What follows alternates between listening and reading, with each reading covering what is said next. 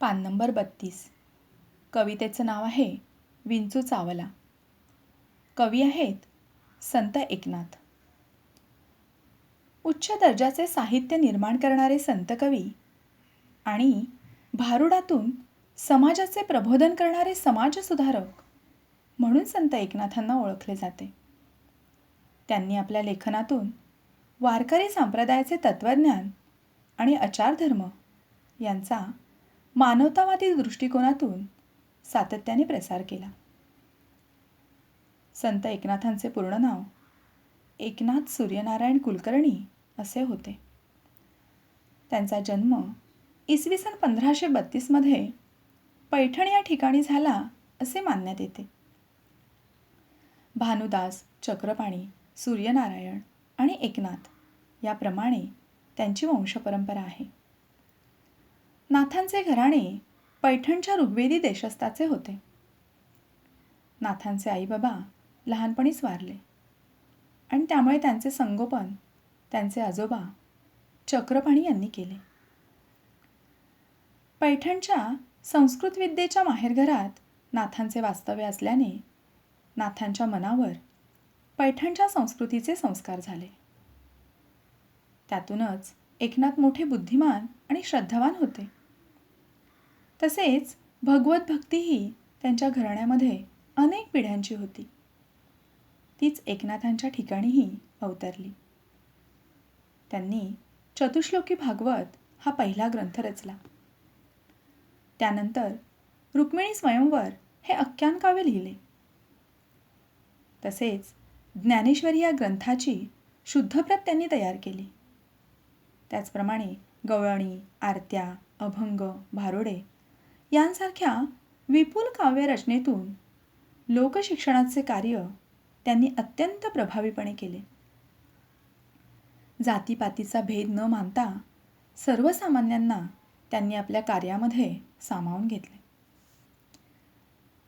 संत ज्ञानेश्वर व संत नामदेव यांनी हाताळलेला भारुड हा रचनाप्रकार पुढे एकनाथांनीच भरभराटीस आणला.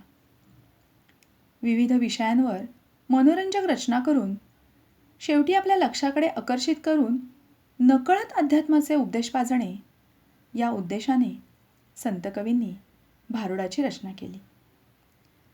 भारुड म्हणजे बहुरूढ. बहुरूढ म्हणजे काय तर लोकप्रिय असं गीत, लोकांमध्ये प्रिय असलेलं गीत.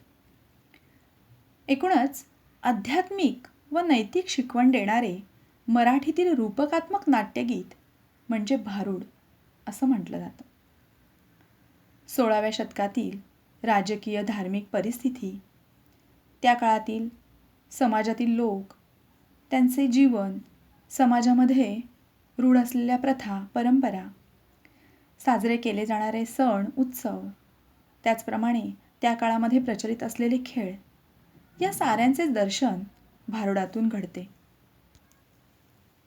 16व्या शतकातील समाज हा कर्मकांडाच्या आहारी गेला होता. ग्रामजीवन उद्योग प्रधानतेपेक्षा सुस्त आणि शांत वातावरणामध्ये गुरफटले होते. दैवावर विसंबून राहण्याची प्रवृत्ती ही बळावली होती.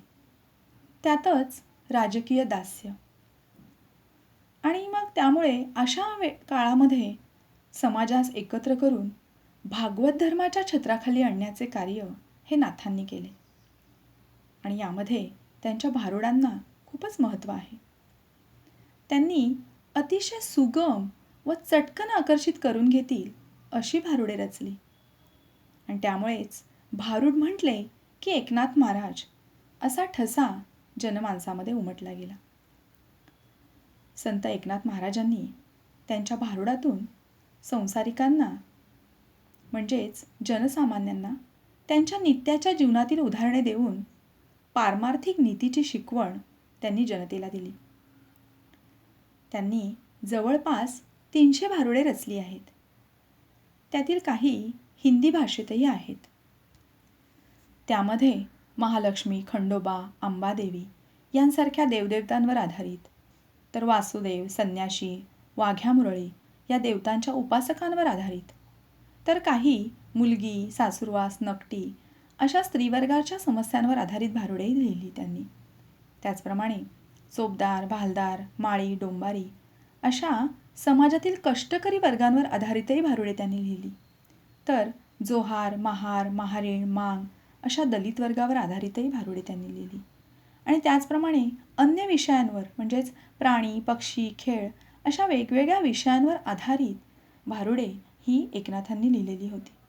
अशा प्रकारे समाजातील जवळजवळ एकूणच 130 विषयांवर आधारित अशी भारुडे नाथांनी रचलेली होती. त्यात विंचू चावला हे संत एकनाथ महाराजांचे सुप्रसिद्ध आणि नाट्यमय भारुड आहे. या भारुडामध्ये नाथांनी विंचवाचे रूपक वापरून माणसाच्या अंगी असलेल्या तमोगुणांचे अत्यंत समर्पक शब्दामध्ये वर्णन केलेले आहे. येथे विंचू हे काम आणि क्रोध या विकारांचे प्रतीक आहे. काम म्हणजे इच्छा आणि क्रोध म्हणजे राग, संताप.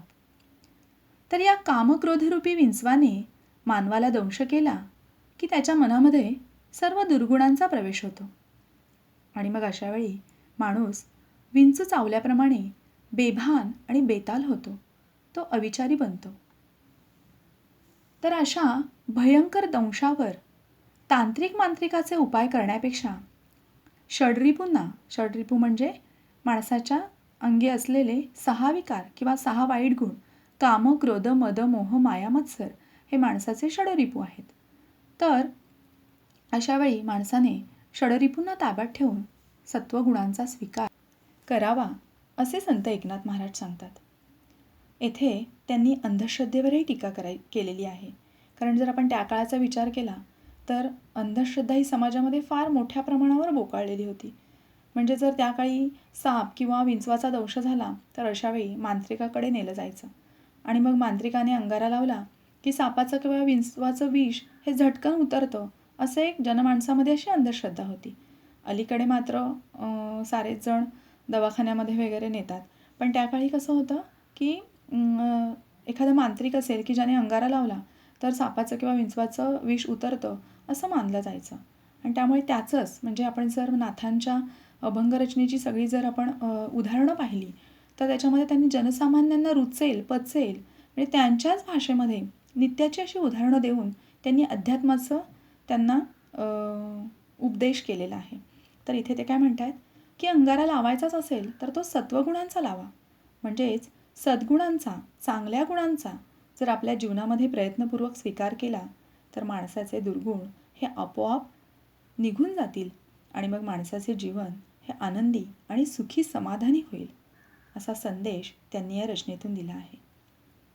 तर कामक्रोधरूपी विंचवाचे विष उतरवण्याचा अगदी सोपा मार्ग त्यांनी या भारुड्यामधून कसा सांगितला आहे ते आपण सविस्तरपणे पाहूया. पहा, एकनाथ महाराज म्हणतात, विंचू चावला, रुचिक चावला, काम क्रोध विंचू चावला, तम घाम अंगासी आला. यातील शब्दार्थ पाहूया. रुचिक म्हणजे विंचू. तम म्हणजे दुर्गुण किंवा तामसी प्रवृत्ती किंवा राक्षसी वृत्ती. काम म्हणजे वाईट वासना. क्रोध म्हणजे राग किंवा संताप. त्याचप्रमाणे षड्रिपू, काम, क्रोध, मद, मोह, माया, मत्सर हे माणसाच्या जवळ असलेले 6 विकार आहेत. म्हणजेच याला षड्रिपू, थोडक्यात माणसाचे 6 शत्रू आहेत. विंचू चावला हे संत एकनाथ महाराजांचे एक लोकप्रिय भारुड आहे आणि या भारुडामध्ये त्यांनी रूपकाचा वापर केलेला आहे. रूपक अलंकार याच्यामध्ये उपमेय आणि उपमान याच्यामध्ये एकरूपता जेव्हा असते तेव्हा रूपक अलंकार होतो. उपमेय आणि उपमान तुम्हाला माहीत असेलच की ज्याचं वर्णन केलं जातं किंवा ज्याचं वर्णन कवी करतो तर त्याला उपमेय असं म्हटलं जातं. इथे विंचू हे उपमेय आहे आणि ज्याच्याशी तुलना केली जाते तर त्याला उपमान असं म्हटलं जातं. इथे षड्विकार माणसाच्या अंगी असलेले जे षड्विकार आहेत, काम, क्रोध, मद, मोह, माया, मत्सर, तर हे षड्विकार म्हणजेच इथे उपमान. तर थोडक्यात उपमेय आणि उपमान याच्यामध्ये जेव्हा एकरूपता असते तेव्हा तिथे रूपक अलंकार होतो. इथे या षड्विकारांनाच विंचवाचं रूपक या षड्विकारां म्हणजे उपमेय आणि उपमान याच्यामध्ये इथे भिन्नता नाही आहे तर एकरूपता आहे. थोडक्यात पहा की षड्विकार म्हणजेच काम, क्रोध, मद, मोह, माया, मत्सर हे माणसाचे 6 जे विकार आहेत ते माणसाचे मन कलुषित करतात. या मध्यवर्ती कल्पनेवर हे भारूड आधारलेले आहे आणि तसंच समाज प्रबोधनपर असं हे भारूड आहे. या भारुडामध्ये माणसाच्या अंगी असलेल्या षड्रिपूंवर म्हणजेच माणसाच्या अंगी असलेल्या दुर्गुणांवर प्रहार करताना संत एकनाथ महाराज म्हणतात, अहो मला विंचू चावलाय, मला महाविषारी विंचू चावलाय. इथे मला म्हणजे कोणाला, तर मनुष्याला. पण इथे त्यांनी उपरोधिक शैली वापरलेली आहे. इथे ते मला म्हणजे आता संत एकनाथ महाराज सुद्धा एक मनुष्य प्राणीच, त्यामुळे त्यांनी जनसामान्यांना इथे खरं पाहिलं तर उद्देश केलेला आहे. म्हणून ते काय म्हणतात की अहो मला विंचू चावलाय, म्हणजेच मनुष्य प्राण्याला इथे विषारी विंचू चावलाय असं त्यांनी म्हटलेलं आहे. काम म्हणजे वासना किंवा वाईट इच्छा किंवा न संपणाऱ्या अशा भौतिक इच्छा. आणि क्रोध म्हणजे संताप. तर काम आणि क्रोध या विकारांचा विंचू चावल्याने माझ्या अंगाला तमोगुणांचा घाम आलेला आहे. या विकारांचे विष माझ्या शरीरामध्ये भिनत चालले आहे आणि या विंचवाचा दंश इतका दाहक आहे की माझ्या सर्वांगाला घाम फुटलेला आहे. थोडक्यात इथे विंचू हे षड्विकारांचं प्रतीक आहे, त्यामुळे इथे ते काय म्हणतात की दुर्गुणांचा घाम फुटलेला आहे. थोडक्यात जर आपण पाहिलं तर संत एकनाथ महाराजांनी समाज जीवनाच्या दैनंदिन जीवनातील उदाहरणे देऊनच सर्वसामान्यांना अध्यात्माचा उपदेश केलेला आहे. आणि त्या दृष्टीने विचार करता येथे त्यांनी विंचवाचे रूपक योजून माणसाच्या ठिकाणी असणाऱ्या दुर्गुणांवर येथे प्रहार केलेला आपल्याला दिसून येतो. जर समजा एखाद्या माणसाला जर विंचवाने दंश केला तर त्याला खूप अस्वस्थ, बेचैन वाटते.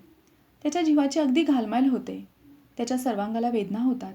त्याला दरदरून घाम फुटतो. त्याचप्रमाणे येथे या भारुडामध्ये विंचू हे कामवासना आणि क्रोधाचे प्रतीक आहे. क्रोधाने जर माणसाच्या मनावर विजय मिळवला, म्हणजेच माणसाने जर या वाईट गुणांचा स्वीकार केला तर त्याच्या मनावरचा ताबा सुटून तो बेताल वागू लागतो.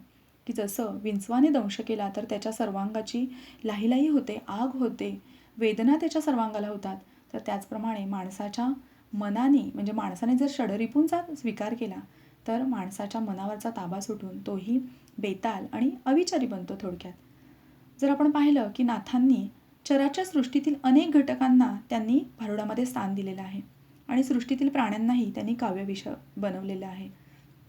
नाथांच्या भारुडातील प्राणी हे जनमानसाशी सुसंवाद साधून आपल्याला अध्यात्मबोध करताना दिसतात.